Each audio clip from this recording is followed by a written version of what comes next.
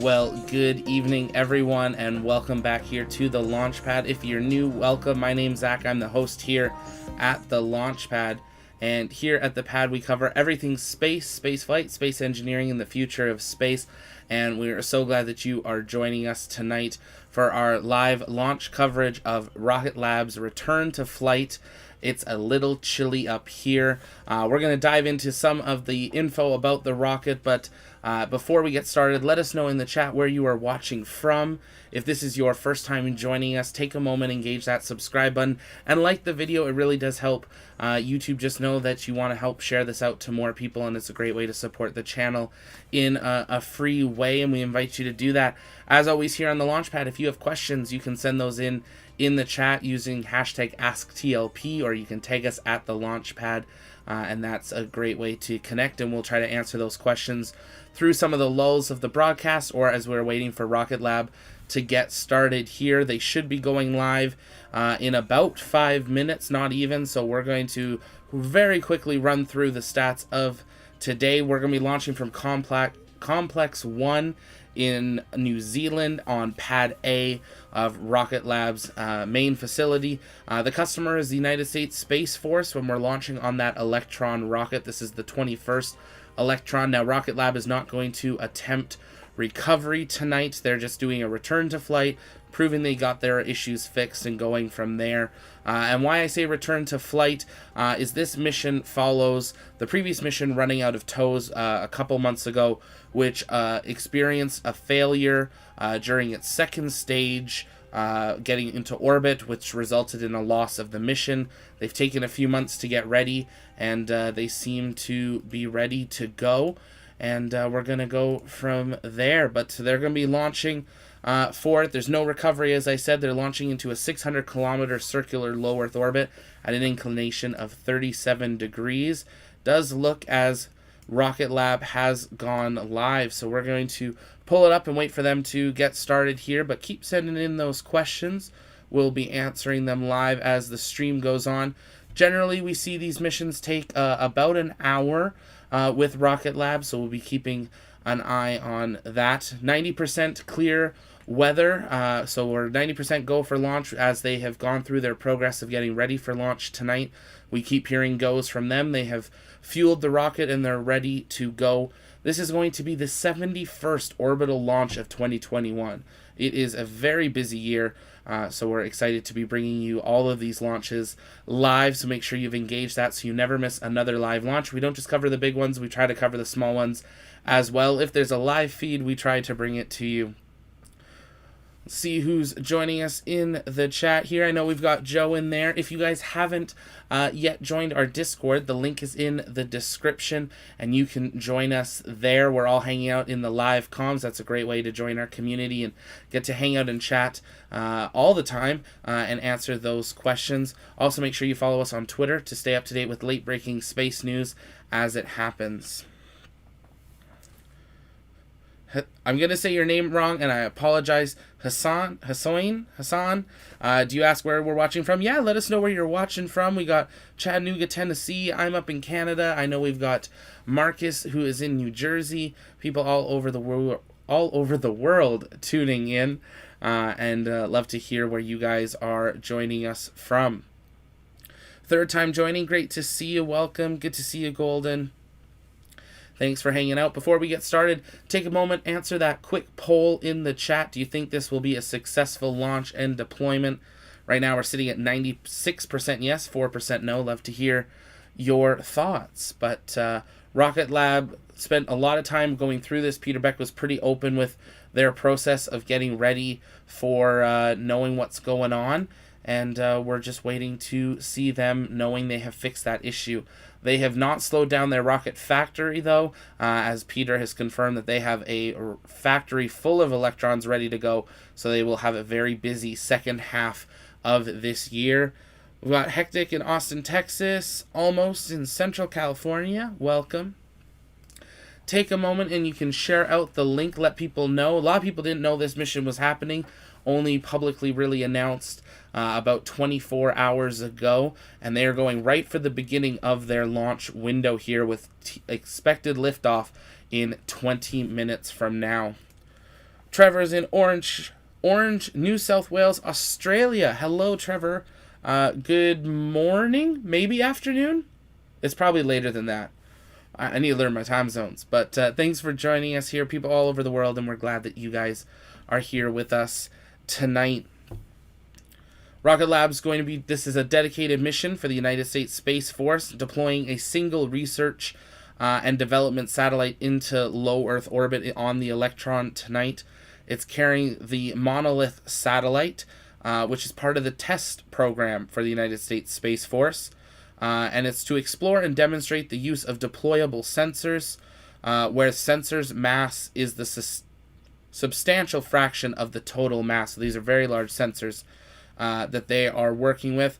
As we said, the mission's name is It's a Little Chile Up Here, and it's a nod to the beloved green Chile of New Mexico, where the space test program is based. Fourth launch attempt for Rocket Lab this year and 21st overall. So they are getting those launches into the books, and before they know it, they'll be passing that 100. They announced earlier this year their plans for Neutron, their possible crewed rocket, as well as much larger cargo rocket that we'll be seeing in the next couple of years. So they'll iron out Electron first, and then they will move on to Neutron and be a big competitor in the space industry, having multiple launch sites not only in New Zealand but also in the United States and possibly more in the future. Trevor, it's afternoon here at 3:40 p.m. Good to know. Okay. With the dateline and everything, always confusing. But thanks for being here. If you're just joining us, welcome. We're just waiting for Rocket Lab to get started here.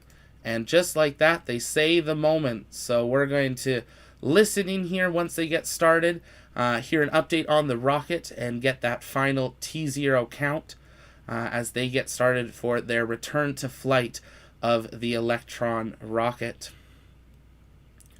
They have a beautiful launch site. Hopefully one day we'll get to go see it down there. Peter, if you're watching, call me. We'll come down.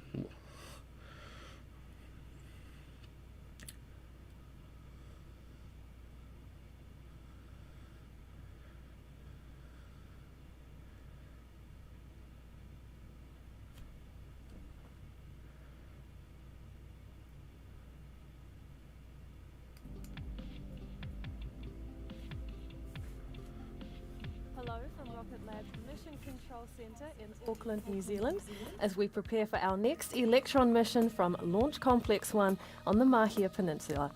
It is Thursday, 29th July, and Electron is fueled and ready on the pad as we approach the 6 p.m. New Zealand time launch. My name's Muriel Baker, and it's great to be with you for our live coverage of the dedicated launch of the Monolith small-sat mission for the United States Space Force. Today's launch window is approximately 2 hours. The weather is looking good, and our operations team are not working any issues with the launch vehicle at this time. So with greens across the board currently, we are on track for today's liftoff. Now today's launch marks not only our 4th Electron launch this year, but also our return to the pad following an anomaly during our last launch in May. Our flight investigation determined that an issue was experienced with the second stage engine igniter. This was an incredibly unique failure mode that was not identified in our extensive ground testing, including across more than 1,500 Rutherford engine hot fires and 17 successful orbital missions.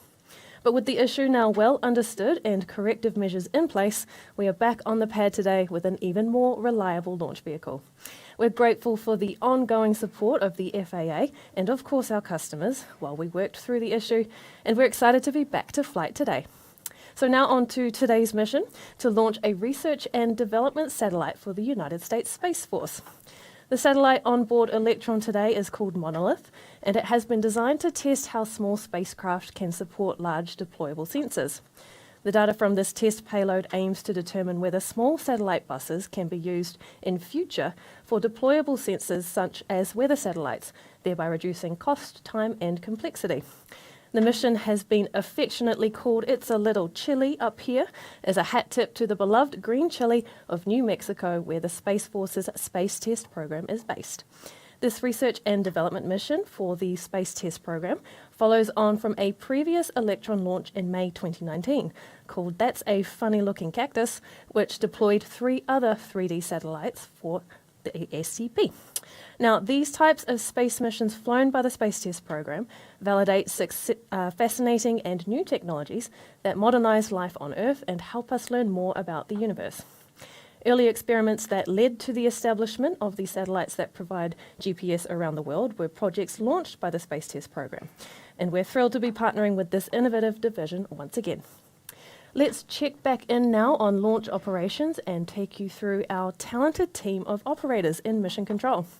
Starting with the front row from the bottom left of your screen, we have our MET operator conducting weather checks on things like cloud cover and wind strength and their impact on the conditions for launch. Next along the front are the RF team, who look after our communication systems between Electron and our global ground stations. At the far end of the first row are our operators managing avionics, otherwise known as the electrical systems driven by software that tell the rocket how to operate and where it should go. On the second row, starting at the far end and making our way back toward the left, the first operator sitting behind avionics is the propulsion engineer for the mission, or prop. They're responsible for the operation and management of Electron's propulsion system, both its hardware and software, and across the first and second stages during all phases of flight. Next to them sits Stage, another engineer who monitors Electron's propellant tank pressures, fuel usage, engine ignition and firing, and overall status of the engines. Moving along, those who sit on the left of the second row are engineers responsible for the guidance, navigation, and control of Electron. They monitor onboard navigational systems and guidance computer software on the rocket and are responsible for determining the position of the rocket's first, second, and third stages in space. Along the back row at the far end on the right side of your screen is ComOps, who looks after all the data, voice, and video communication systems for the launch, and who you can't see in mission control today on the back row normally sits our launch director, Adam Slee. But rest assured, he is on console. He's operating from range control at Launch Complex 1 today. Now, a quick look at the clock tells us we are approaching the final go, no-go poll in a few minutes, which is run by the launch director to determine whether we proceed with the countdown to launch. We'll switch over now to comms from mission control to hear what our operators have to say.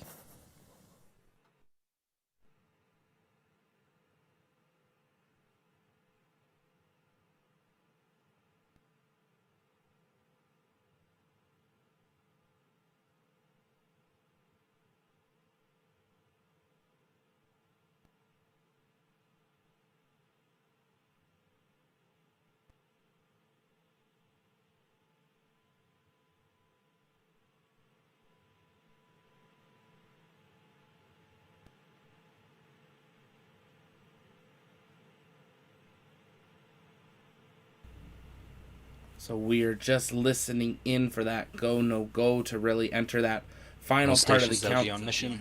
We're about to proceed with the go, no go sequence at this time. Stage, you go.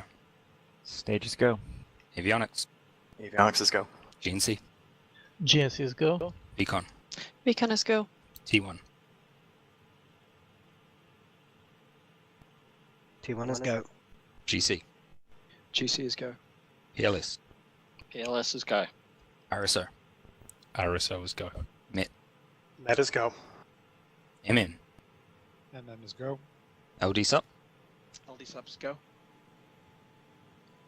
Right, all stations, go, no go sequence is complete. We are currently T-minus 11 minutes, 18 seconds and counting. We'll go for terminal count starting at T-minus 10 minutes. From this time, the 3-word hold procedure is in effect.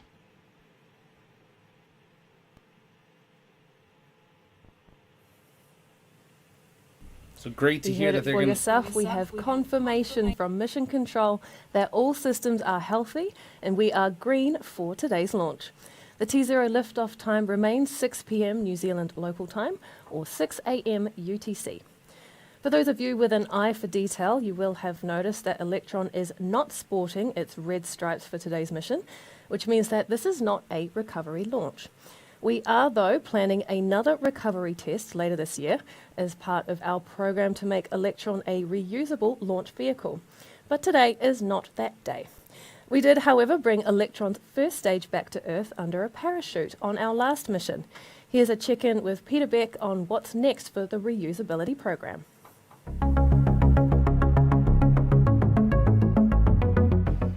So the Rocket Lab reusability program now has built quite a lot of heritage. So we started off by just seeing if we could reorientate the stages and just bring them through the atmosphere with no parachute at all. And we did a couple of those and they were very successful.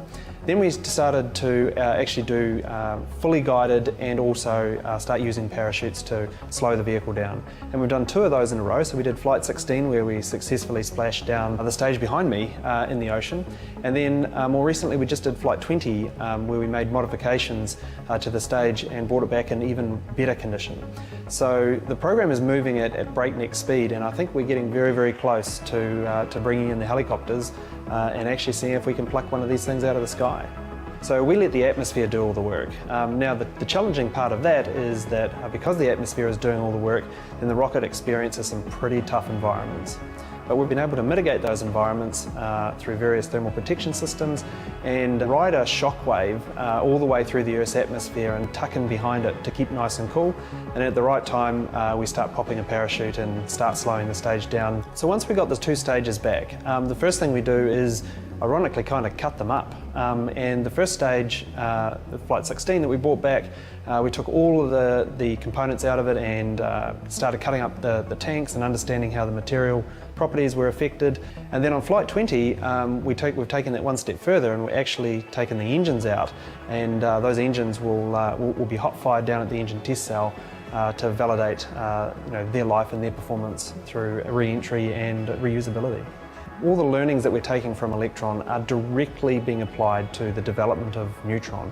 And if we had to go and build a reusable launch vehicle with no experience, that would be a very, very difficult task. But with Neutron, we have all of the learnings from Electron's reusability program. What reusability actually means for our customers is a vehicle that firstly is more responsive. So if we don't have to build another vehicle and push one through the production line, then we'll always have them there and we can be much more responsive to our customers' timelines. It also means we can launch a lot more frequently because we don't have to build vehicles. And I think ultimately, I think it increases reliability. We get to recycle the vehicle and prove its performance time and time again.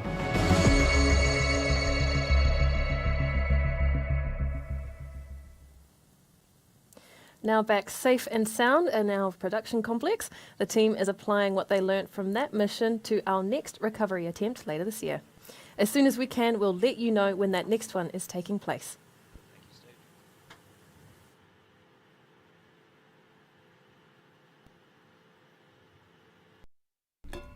We are currently sitting at T-minus 7 minutes, 20 seconds and counting.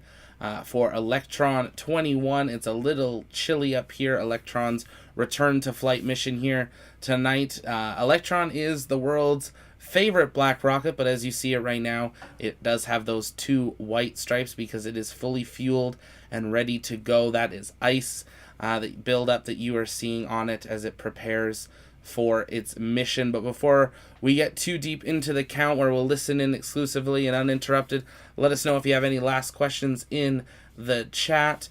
Take a moment and answer that poll, and we will hopefully we can see the strong back arm claw opening there, and it'll start to retract here as well as they prepare the pad to be ready for launch. In that video clip we saw with Peter, we saw a great view into their factory of just how busy and how full it is. They are cranking out these Electrons about once a month, so they are ready for a very busy second part of the year. But we're going to listen back in here as we're at T-minus 6 minutes and counting for the launch of Electron 21. 1, but 2 photons for another NASA science mission, this time to Mars. Here's more on how Photon plays into those exciting interplanetary missions.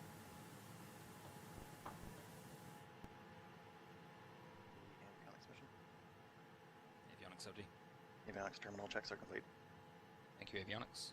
And please proceed with sequence. Photon will change the way that science is done by having more regular science missions that are more affordable, increasing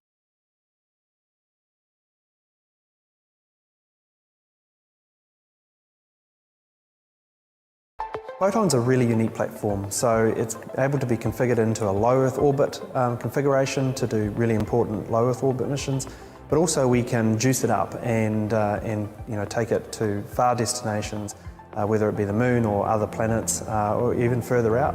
We have several planetary missions in development today. Later this year, we'll launch to the moon with NASA for the Capstone mission, which is the first launch of the Artemis program.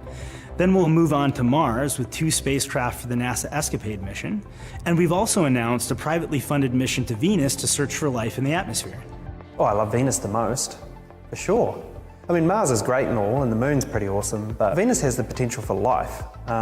And if we look at our near-Earth objects, I mean, Mars potentially had life, and who knows what we'll find there, but Venus is incredibly, understudied, and I think there's a tremendous amount to learn. And if you look at Venus and Earth, they are the 2 closest planets to each other, and Venus is just Earth gone really bad, so wouldn't it be good to go and take a look at that?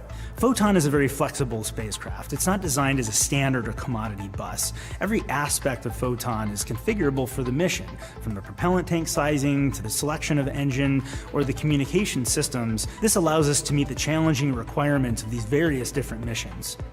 So the secret to Photon doing planetary missions is the Hypercurie engine, a high-performance in-space engine that we have in development for the Capstone and Escapade missions. Beyond planetary missions, Photon will enable a range of capabilities, from single spacecraft to constellations, telecommunication satellites, remote sensing and weather, and even orbital transfer and maneuvering vehicles. But most exciting are the payloads we haven't even thought of. If you're a planetary scientist, I think Photon is kind of your ticket to all of the planets and into our solar system. No, I mean, we've got the trifecta in the near-Earth objects, but there's many, many more destinations that we can take it. So perhaps we should add an asteroid to the list.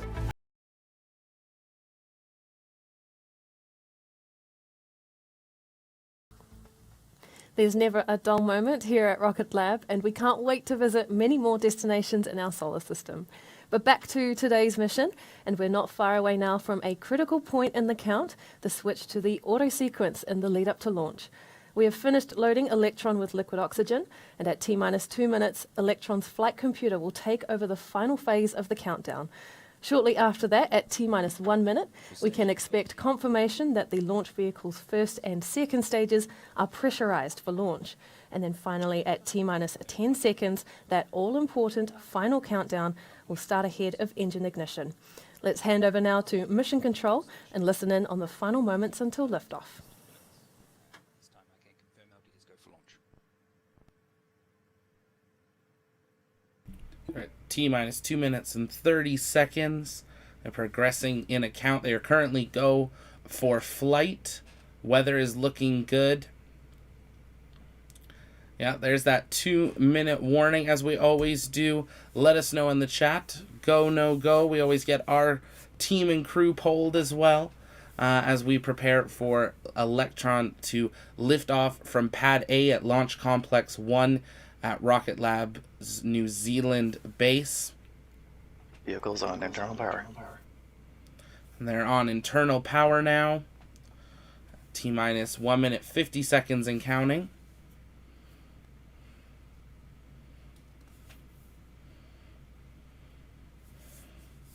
So Electron's internal flight computer is now taken over the launch and progressing through its automated sequence, preparing for launch in T-minus 90 seconds.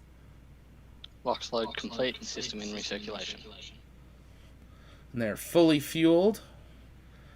Those large vents you see are them safing the pad and clearing those tubes to make sure the pad is safe. We see that strong back arm pulled back from what we saw a few minutes ago. Anti-geysering disabled. T-minus 60 seconds. It really is a small rocket, Johnny. We had Joe mention a little earlier in the chat. This is the size of a landing leg on a Falcon. So they're a small rocket, but they can get stuff to orbit, and they can go. For flight. And they can go further than just orbit. Moon, Mars, Venus, and maybe further in the future. T-minus 40 seconds.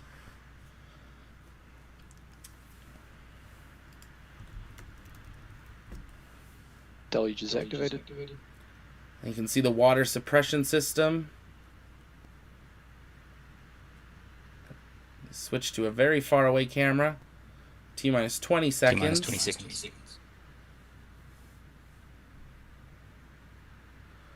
Dramatic zoom in. T-minus 10. 10, 9, 8. Come on, Electron. 7, 6, 5, 4, 3, 2. Lift up.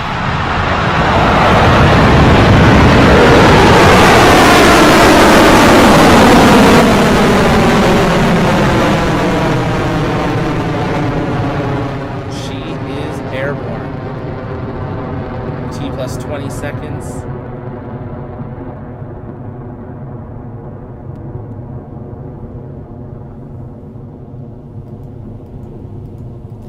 We You're are wearing off headphones? the pad and Sorry. on our way to space once again with successful liftoff from Rocket Lab Launch Complex 1. Right now, Electron is traveling at over 500 kilometers an hour and is passing 3 kilometers in altitude. Very soon, Electron will approach max Q, or maximum dynamic pressure, that moment when forces are at their greatest on the launch vehicle. Let's listen in for the call from Mission Control that Electron has passed that phase.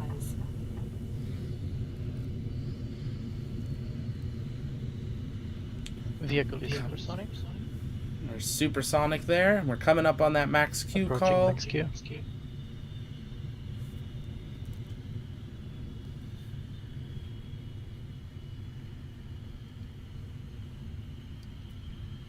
Cleared max Q. There we go. There's max Q. There's the call out. Electron has successfully passed through max Q. Propulsion is continuing nominally on the first stage as we approach the next event in Electron's Ascent. We'll start to see that kind of flaring of the engines there as the atmosphere changes.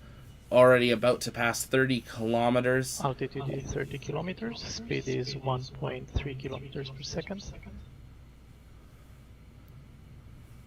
AOS Chatham Station. First up, the 9 Rutherford engines will throttle down before shutting off completely, otherwise known as main engine cutoff or MECO. Shortly afterward, we'll see separation of the first and second stages, followed quickly by ignition of the single Rutherford engine on Electron's second stage. 15 seconds to go. 7,000 kilometers an hour. 60,000 kilometers in altitude. Coming up on staging of the first stage. This is where we hope everything goes well. There's main engine cutoff. Stage separation. Second stage ignition. There we go. As you've seen, we've had a successful MECO, stage separation and second stage engine ignition. Next, we'll be coming up on fairing separation. This is when the 100 two halves of kilometers. Electron's fairing separate and fall away in preparation for payload deployment.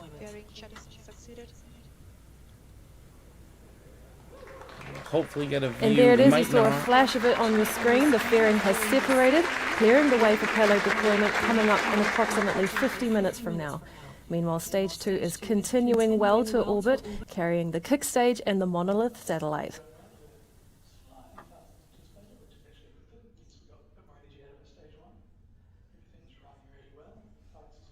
Guidance is nominal. Altitude is 140 kilometers. We are flying with 3 kilometers per second.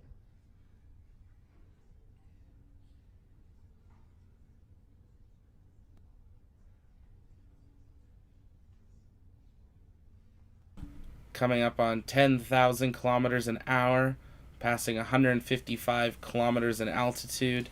And we are looking at a healthy stage 2 burn at a few minutes and 4 minutes and 5 seconds into the mission. At an altitude of about 10,000 plus kilometers and a velocity of over 165, Electron continues nominally.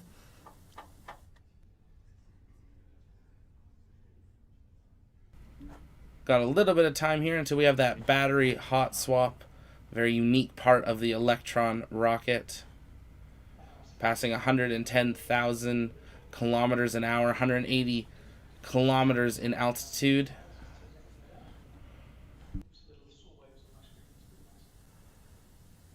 Space is looking beautiful this evening as our 21st Electron launch has successfully left the pad. We're in the middle of our stage 2 burn, taking us to an elliptical orbit, after which the kick stage will separate in preparation for payload deployment. All systems continue to look nominal.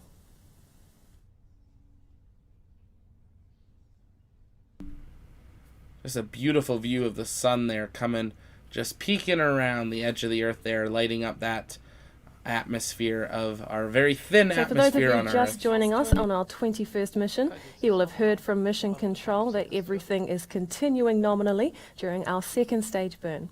Ahead of kick stage separation is the battery hot swap, coming up in about a minute. On our way to orbit, we are travelling at a speed of over 13,000 kilometres with an altitude of over 200. Battery discharge nominal, approaching hot swap in roughly 30 seconds. This is where we've seen them have an issue before. Now for one of the events of the launch events unique to Electron, the battery jettison. The fuel pumps in Electron's Rutherford engines are powered by batteries. But once those batteries are depleted, it's just added weight that we don't need to carry all the way to orbit. So we swap out the depleted batteries for a fresh new one to keep Electron's second stage going all the way.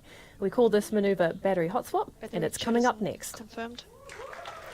And there There's it that goes. hot You'll have swap. just seen it falling away, meaning that battery hot looking swap has nominal. been completed.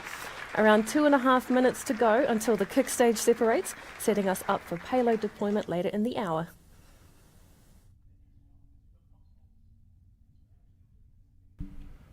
Keep an eye on that speed as long as it keeps increasing until we see engine cut off. That's a good thing that we want to see.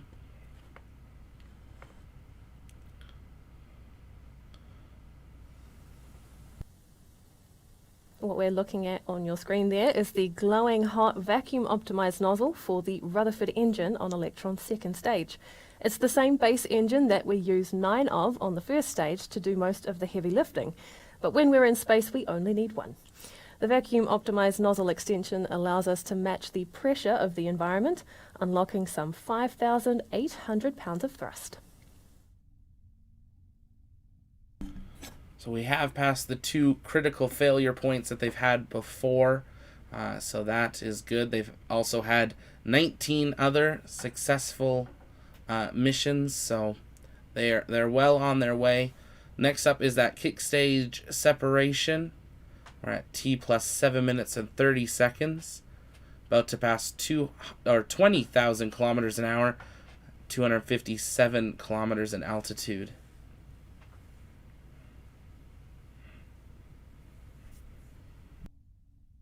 HVB battery discharged holding nominal.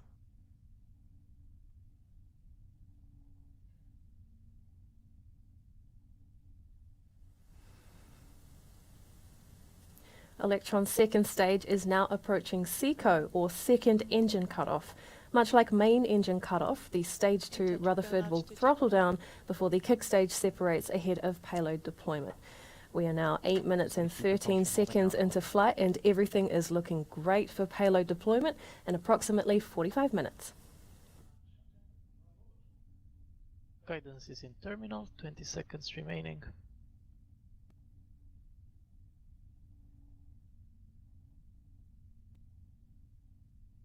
$25,000 kilometers an hour, almost 26,000. Waiting for that second engine cutoff here.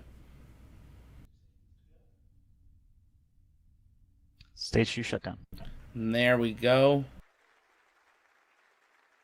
Stage 3 separation confirmed. And nominal cancel orbit achieved.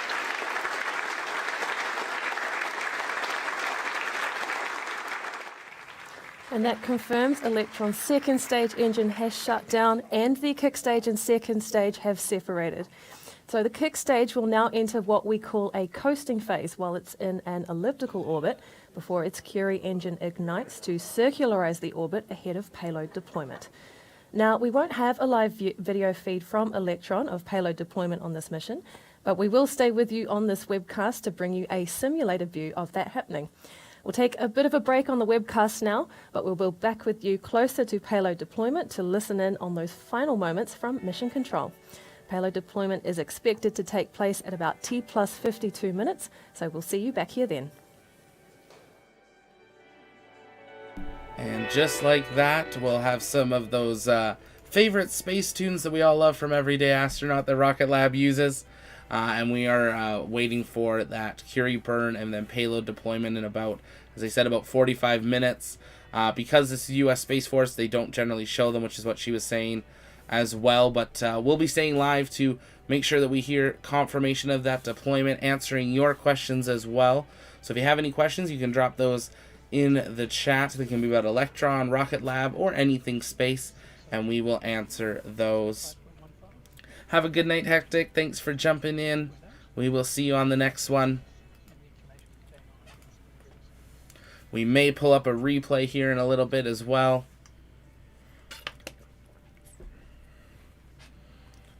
If you're new, don't forget to engage that subscribe button if you're heading out for the evening.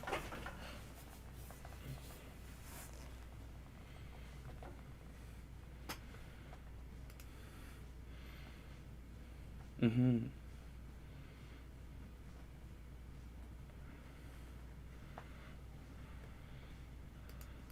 Mm-hmm.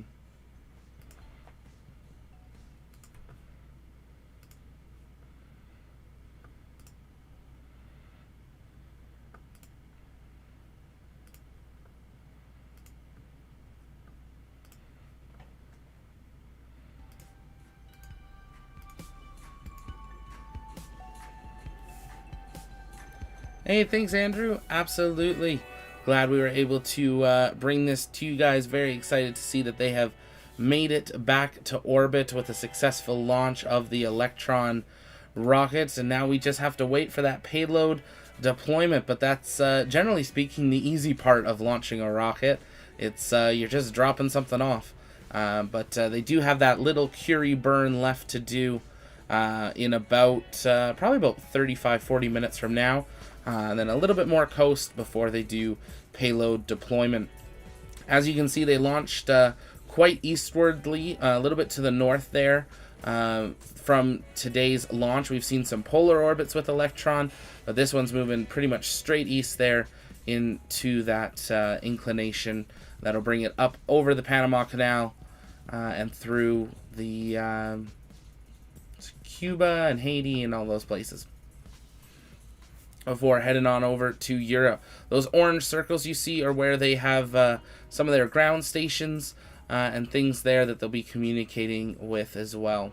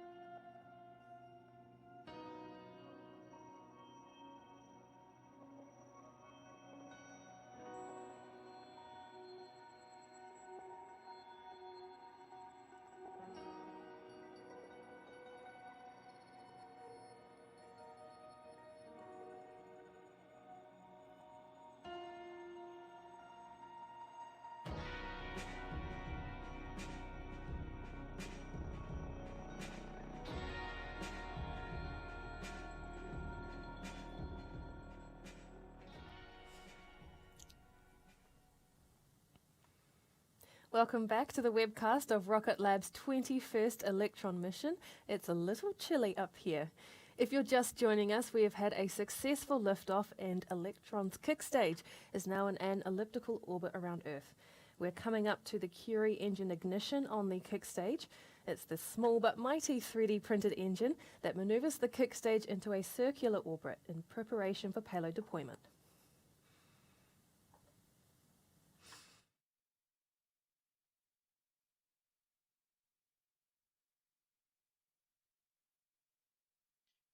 And Curie has started.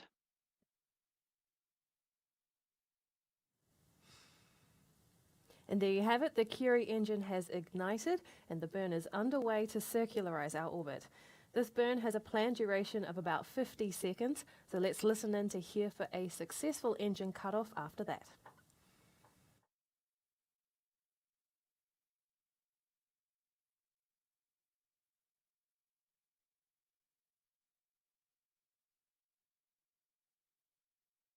And stage 3 propulsion is nominal.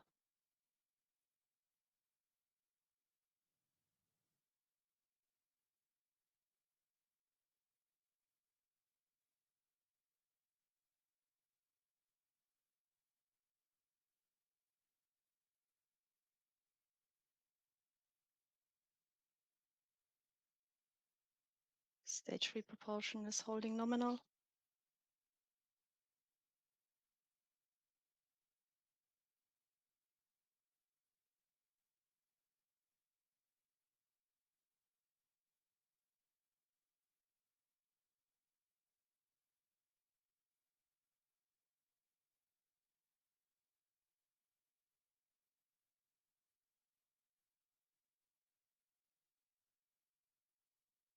And Curie engine cutoff confirmed. And that is Curie engine cutoff. Next up is payload deployment of the monolith satellite for the United States Space Force's Space Test Program. Let's listen in for confirmation. 600, perigee 600, inclination 36.997.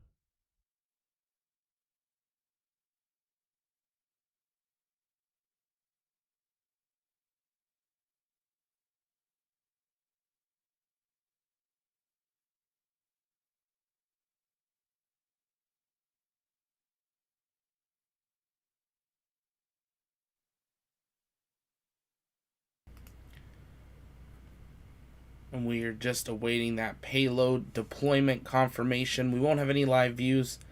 It is a Space Force payload. We are waiting for that confirmation here in about the next minute or so. Payload separation confirmed. There we go. So there we have it. Welcome to your new home on orbit, Monolith. That completes our 21st Electron mission and officially brings the count of satellites deployed by Rocket Lab to 105. Congratulations and thank you to our customers at the United States Space Force and the Space Test Program. It's a privilege to be entrusted with deploying your spacecraft safely to orbit. So we've had a successful Electron launch today, but before long, this rocket's much larger sibling Neutron will be taken to the skies. Recently, we shared our plans to develop a 8-ton class launch vehicle tailored for constellation deployment and even capable of human spaceflight. Neutron will usher in a new era for Rocket Lab, supporting our big plans in low Earth orbit and far beyond to interplanetary destinations. And right now, we are hiring. We're currently recruiting talented individuals into the Neutron program across engineering and technical roles in both our US and New Zealand teams. It's an incredibly exciting time to join the team and be part of the next huge step for Rocket Lab. So if you think you've got what it takes to join a world-class team making an out-of-this-world launch vehicle, head to rocketlabusa.com. Before we And that is going to do it for us here tonight. They have successfully reached orbit. The mission is complete with successful deployment. And Rocket Lab is back. Electron has done it. 21st mission was successful. and it's a Little Chile Up Here has been completed. That's going to do it for us here tonight. Thank you for joining us. It was a late one, and we will of course be live for the launch of Starliner, as well as we have the docking of the new Russian module Nauka as well coming up in just a couple of days. So make sure you have engaged that subscribe button and ring that bell so you know when we go live, so you never miss another space news update or live launch coverage. But for now, this is Zach from the Launchpad signing off. We'll see you next time.